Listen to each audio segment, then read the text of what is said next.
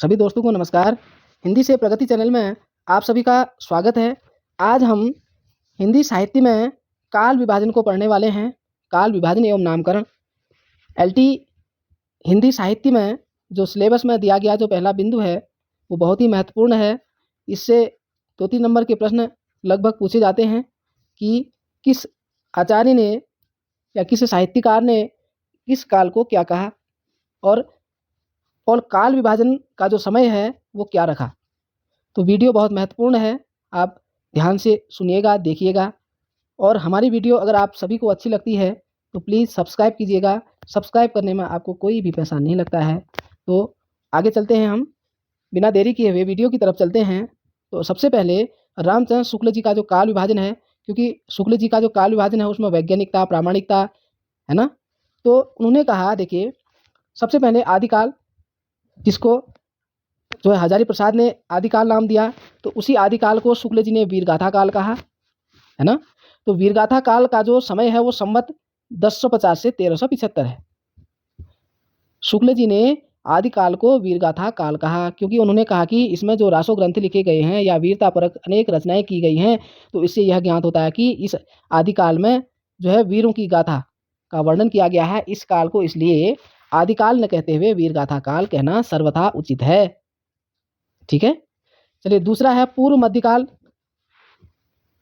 उसको जो है शुक्ल जी ने भक्ति काल कहा और उसका जो समय निर्धारित किया 1375 से 1700 संवत। देखिए आदिकाल को आदिकाल हजारी प्रसाद द्विवेदी ने कहा और आदिकाल को वीरगाथा काल रामचंद्र शुक्ल जी ने कहा। उसके बाद भक्ति काल को पूर्व मध्यकाल हजारी प्रसाद द्विवेदी ने कहा और भक्ति काल को भक्ति काल शुक्ल जी ने कहा। अब आते हैं हम उत्तर मध्यकाल। हजारी प्रसाद द्विवेदी ने रीतिकाल को उत्तर मध्यकाल कहा और शुक्ल जी ने उसे रीतिकाल कहा, जिसका जो संवत है वो 1700 से 1900 का समय बताया। और आगे है चौथा आधुनिक काल। हजारी प्रसाद द्विवेदी ने इसका नाम बताया और शुक्ल जी ने इसी आधुनिक काल को गद्दी काल कहना उचित समझा, जिसका संवत 1900 से 1984 का बताया। ठीक हो गया। अब दूसरा है डॉक्टर रामकुमार वर्मा का जो काल विभाजन है। अब डॉक्टर रामकुमार वर्मा ने इस आदिकाल में जो नाम दिया, सबसे पहले उन्होंने कहा कि संधिकाल। संधिकाल का जो संवत का जो समय दिया संवत 750 से 1000 वी तक दिया है ना। और उसके बाद चारण काल का जो समय दिया वो 1000 से 1375 और भक्ति काल को 1375 से 1700 और रीतिकाल को 1700 से 1900 और आधुनिक काल को 1900 से अब तक। देखिए रामकुमार वर्मा ने आदिकाल को संधिकाल, चारण काल, कई बार परीक्षाओं में पूछा जाता है कि चारण काल किसने नाम दिया, रामकुमार वर्मा ने। अब इसको हम ट्रिक के माध्यम से ऐसे भी याद कर सकते हैं, राम के चरणों में जाओ, चारण काल है ना, और राम से संधि करो क्योंकि राम तो भगवान है भैया, उनसे संधि होनी चाहिए, उनसे जो है कोई अलगाव नहीं होना चाहिए। इस तरीके से हम ट्रिक के माध्यम से भी कहीं न कहीं चीज़ों को रिलेट करके, कोरिलेट करके हम समझ सकते हैं, याद कर सकते हैं। तो संधिकाल किसने कहा, रामकुमार वर्मा ने, और चारण काल रामकुमार वर्मा ने, है ना। शेष भक्ति, रीति और आधुनिक काल तो आपको कहीं न कहीं मिल जाएगा। तो प्रश्न जो बनेगा लगभग चारण काल और संधिकाल कई बार परीक्षाओं में पूछा भी गया है, तो ध्यान रखने वाली बात है।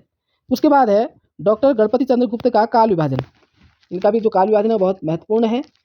इन्होंने आदिकाल वीरगाथा काल को आदिकाल ही दिया नाम, उसका समय बताया सन 1184 से 1350 और भक्ति काल को इन्होंने पूर्व मध्यकाल कहा, जिसका समय बताया सन 1350 से 1600 ईस्वी और रीतिकाल को उत्तर मध्यकाल कहा इन्होंने, जिसका सन बताया 1600 से 1857 ईस्वी और आधुनिक काल को आधुनिक काल ही कहा इन्होंने, जिसका समय बताया सन 1857 से अब तक। ठीक है, गणपति चंद्र गुप्त जी का काल विभाजन इस प्रकार है, आदिकाल, पूर्व मध्यकाल, उत्तर मध्यकाल, आधुनिक काल। ठीक है, चलिए अब प्रश्न ऐसे बनेंगे जो सबसे अलग तरीके से होंगे। जैसे ये बन सकता है भाई कि वीरगाथा काल किसने नाम दिया आदिकाल का, या ये हो सकता है कि शुक्ल जी ने आदिकाल को किस नाम जो है क्या नाम दिया है ना, या आदिकाल को शुक्ल जी के अनुसार से किस नाम से जाना जाता है, या आदिकाल को चारण काल किसने कहा, या आदिकाल को संधिकाल किसने कहा। इस तरीके से प्रश्न बन सकते हैं। आगे है डॉक्टर नगेंद्र द्वारा संपादित ग्रंथ है हिंदी साहित्य का इतिहास के अनुसार जो काल विभाजन है। देखिए नगेंद्र जी भी काल विभाजन उन्होंने भी अपने स्तर से किया है, एक हिंदी साहित्य का इतिहास उन्होंने ग्रंथ लिखा है। तो उसमें उन्होंने देखिए आदिकाल का जो समय बताया वो बताया कि 7वीं सदी के मध्य से 14वीं सदी के मध्य तक। अब उन्होंने कहा, देखिए नगेंद्र जी ने भी हजारी प्रसाद द्विवेदी के अनुसार ही नाम दिया है, आदिकाल दिया उन्होंने कहा देखो ऐसा है, जिस प्रकार से आदिकाल नाम दिया हजारी प्रसाद द्विवेदी जी ने, तो वीरगाथा काल का खंडन किया शुक्ल जी के का जो नामकरण किया आदिकाल का, उसका खंडन किया हजारी प्रसाद द्विवेदी ने। उन्होंने कहा देखो ऐसा है, आदिकाल कहना इसलिए उचित है क्योंकि जो शुक्ल जी ने संवत 1050 से 1375 का जो समय बताया, उन्होंने कहा कि नहीं ऐसा नहीं है, क्योंकि 7वीं सदी के मध्य में भी कुछ साहित्यिक रचनाएं लिखी गई थी, इसलिए इसका नाम वीरगाथा काल न कहते हुए आदिकाल कहना सर्वथा उचित है, ऐसा कहा हजारी प्रसाद द्विवेदी ने। और इसी को आधार माना किसने? नगेंद्र जी ने। उन्होंने भी कहा देखो ऐसा, आदिकाल 7वीं सदी के मध्य से 14वीं सदी के मध्य तक, और भक्तिकाल 14वीं सदी के मध्य से 17वीं सदी के मध्य तक, रीतिकाल 17वीं सदी के मध्य से 19वीं सदी के मध्य तक, आधुनिक काल 19वीं सदी के मध्य से अब तक, ये कहा नगेंद्र जी ने, है ना। उसके बाद फिर आधुनिक काल के भी प्रकार बताए। उन्होंने कहा देखो सबसे पहला है पुनर्जागरण काल, जिसे भारतेंदु काल भी कहा जा सकता है। उसका जो समय बताया सन 1857 से 1900, भारतेंदु युग का जो काल का जो समय रहा। उसके बाद जिसे दूसरा जो है द्विवेदी काल है, द्विवेदी युग भी कह सकते हैं, जिसे जागरण सुधार काल कहा गया। 1900 से 1918 का जो समय रहा, उसके बीच में जितनी भी रचनाएं हुई वो जागरण सुधार काल कहा गया उसे। उसके बाद छायावाद काल, जो बहुत ही हिंदी साहित्य में बहुत ही महत्वपूर्ण काल रहा, 1928 से 1938 का जो समय था। और आगे छायावादोत्तर काल रहा 1938, अब कहीं 1936 भी मिलता है, 1918 से 1936 मिलता है, कहीं 1918 से 1936 इस तरीके से मिलता है, तो ये थोड़ा सा 19-20 होता है अलग अलग साहित्यकारों के आधार पर। उसके बाद आगे छायावाद के बाद छायावादोत्तर काल, फिर कहा प्रगति काल, प्रगतिवाद, प्रयोगवाद, है ना, 1938 से 53, फिर नवलेखन, फिर आगे जो है नई कविता 54 में आती है। उसके बाद फिर आगे साठोत्तरी, अनेक प्रकार से आगे इस तरीके से लेखन कार्य चलते जाता है, तो ये काल विभाजन बनता है। नवलेखन उन्होंने कहा भाई काल 1953 ईस्वी से अब तक। अब ये भी पूछा जा सकता है कि नवलेखन काल किसने नाम दिया, या नवलेखन काल का जो समय है वो क्या है, अनेक अनेक प्रकार से कुछ भी प्रश्न बन सकता है। उसके बाद आगे आता है डॉक्टर बच्चन सिंह का काल विभाजन। अब यह बहुत महत्वपूर्ण है, बच्चन सिंह का भी कई बार पूछा भी गया है कि अपभ्रंश काल। देखिए उन्होंने आदिकाल को अपभ्रंश काल भी कहा, ठीक है। आदिकाल को अपभ्रंश काल कहने वाले कौन हैं? बच्चन सिंह, डॉक्टर बच्चन सिंह। या आदिकाल को अपभ्रंश काल किसने कहा? डॉक्टर बच्चन सिंह ने। तो ध्यान रखने वाली बात है। दूसरा है भक्तिकाल, जिसका समय बताया सन 1400 से 1650, रीतिकाल सन 1650 से 1857, उसके बाद आधुनिक काल सन 1857 से अब तक, ठीक है।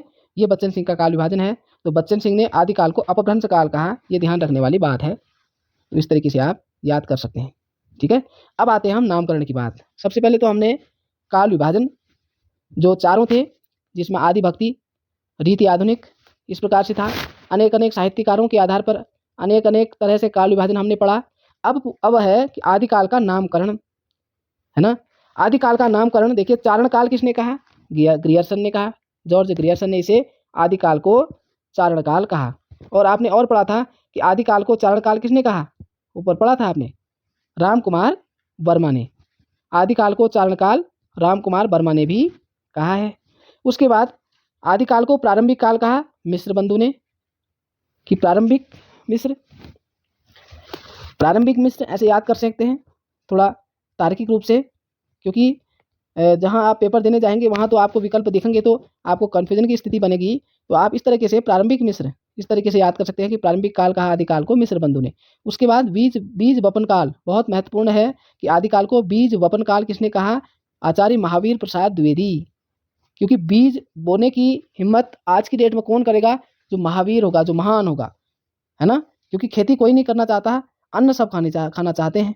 तो इस तरीके से हम कहीं न कहीं अपने दिमाग में थोड़ा लॉजिक रख सकते हैं कि बीज वपन, बीज बोने का काम कौन कर पाएगा? जो महावीर होगा बीज वपन का, इस तरीके से। उसके बाद वीर गाथा, आपको पता ही है, रामचंद्र शुक्ल जी ने कहा है, ये प्रसिद्ध है। उसके बाद सिद्ध सामंत काल, इसको ये भी कई बार पूछा गया है, सिद्ध सामंत काल आदिकाल को किसने कहा? तो पंडित राहुल सांकृत्यायन ने, है ना। राहुल सांकृत्यायन ने सिद्ध सामंत काल कहा, क्योंकि सामंती दरबारी काव्य लिखा गया आदिकाल में, तो सिद्ध सामंत काल कहा राहुल सांकृत्यायन ने, है। उसके बाद वीर काल आचार्य विश्वनाथ प्रसाद मिश्र ने। अब विश्व के वीर, इस तरीके से, ये तो विश्व के वीर है भैया, वीर काल विश्वनाथ प्रसाद मिश्र ने। उसके बाद संधि काल एवं चारण काल, राम कुमार वर्मा। देखिए संधि काल भी कहा और चारण काल भी कहा, ये ध्यान रखने वाली बात है। दो चीजें कही उन्होंने, आदिकाल को संधि काल भी कहा और चारण काल भी कहा, ठीक है। और आदिकाल को केवल चारण काल किसने कहा? ग्रियर्सन ने कहा, ये ध्यान रख लेना। आदिकाल को संधिकाल और चारणकाल दो नाम दिए राम कुमार वर्मा ने, और आदिकाल को केवल चारणकाल कहा जो है जॉर्ज ग्रियर्सन ने। ठीक है, और आदिकाल को आदिकाल किसने नाम दिया, ये तो पता ही है, आचार्य हजारी प्रसाद द्विवेदी ने। और आधार काल किसने कहा, ये भी कई बार परीक्षा में पूछा गया है, सुमन राजे ने। ये ध्यान रखने वाली बात है, आदिकाल को आधार काल नाम किसने दिया, सुमन राजे, है ना। आधार, आधार सुमन, सुमन का आधार, इस तरीके से भी याद कर सकते हैं आप। सुमन अर्थात पुष्प, भैया ये तो पुष्प का आधार है। इस तरीके से भी आप इस आदिकाल का नामकरण जो अनेक अनेक विद्वानों ने अपने अनेक अनेक तर्क के माध्यम से रखा, तो इस तरीके से आप इसको याद कर सकते हैं। उसके बाद भक्तिकाल, भक्तिकाल में स्वर्णकाल किसने नाम दिया, तो डॉक्टर ग्रियर्सन ने। हिंदी साहित्य का स्वर्णकाल कहा जॉर्ज ग्रियर्सन ने। ठीक है, फिर है रीतिकाल। रीतिकाल में रीतिकाव्य नाम दिया जॉर्ज ग्रियर्सन ने, रीतिकाव्य। और अलंकृत काल किसने कहा, बहुत महत्वपूर्ण है, मिश्र बंधु ने। तो आप इसको तर्क के माध्यम से भी याद कर सकते हैं, मिश्रा जी अलंकृत हुए। अलंकृत काल, रीतिकाल को अलंकृत काल कहा, मिश्र बंधु ने, मिश्रा जी अलंकृत हुए। और रीतिकाल तो सर्वविदित है, आचार्य रामचंद्र शुक्ल जी ने कहा रीतिकाल। और श्रृंगार काल आचार्य विश्वनाथ प्रसाद मिश्र जी ने। तो इसको आप विश्व का श्रृंगार ऐसे याद कर सकते हैं, है ना। विश्वनाथ प्रसाद मिश्र, इन्होंने रीतिकाल को श्रृंगार काल कहा, तो विश्व का श्रृंगार ऐसे याद कर लीजिए। उसके बाद कलाकाल रमाशंकर शुक्ल रसाल ने कहा, तो शंकर जी की कला ऐसे भी आप याद कर सकते हैं, शंकर जी की कला, तो रमाशंकर शुक्ल रसाल, है ना। तो इन्होंने रीतिकाल को कलाकाल कहा। ठीक है, ये हमने आज नामकरण और काल विभाजन दो चीज़ें पढ़ी। तो यदि आपको वीडियो बहुत अच्छी लगी तो वीडियो को सब्सक्राइब, लाइक और शेयर करना ना भूलिएगा। बहुत बहुत धन्यवाद।